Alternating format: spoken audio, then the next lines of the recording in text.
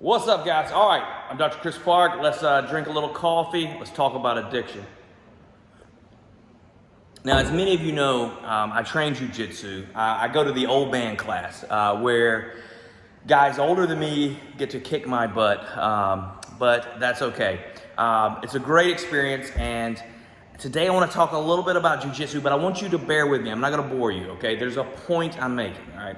So Jiu Jitsu is a game of space. Sometimes you want to close the space, and sometimes you want to open up space between you and your opponent. And a lot of times that just depends on what position you're in. If you're in a more dominant position, or if you're in a position where you might, you're at a higher risk of getting submitted, okay? And one way you make space is with frames. Now, a frame is a part of your body that you use to block your opponent. It's typically, we're talking about some type of like bony prominence or something like that, where you're not having to use a lot of strength, you're just using it as an obstructive point, okay? So an example would be if someone's trying to reach around your head, you might just frame their arm with your arms just to prevent them from reaching around. Or you might use your knee to block their hip. There's just different ways of going about it, but the frame is not the point. So the frame is just a barrier that you can then use to improve your position. You have to take advantage of your frame to maybe shrimp out, create even more space, get an underhook, or etc. Okay, so now if you don't understand Jiu-Jitsu, that's okay. Just understand that the idea is you're using a frame to create space so that you can then get into a better position. That is the point.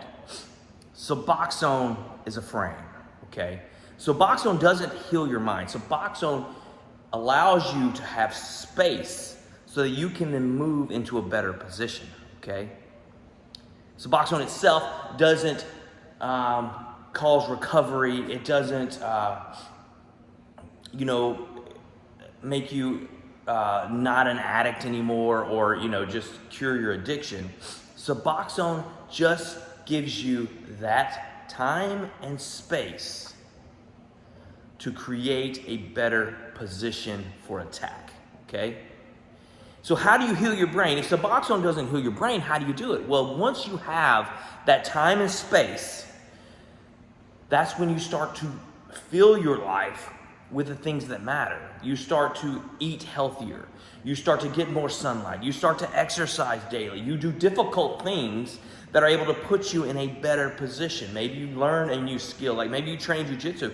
Maybe you learn a new language. Maybe you learn a musical instrument. You do something else that is creative, okay? And you're no longer a consumer, but instead you're creating something.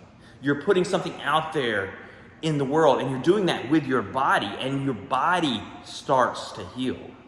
So when you're eating healthy, when you stop putting in poison and you start eating healthy and you start exercising and you start sleeping better, your body heals. And when your body heals, your brain heals.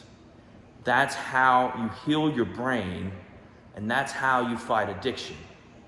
It's not easy, but nothing worth doing ever is. All right, guys, good luck, Godspeed.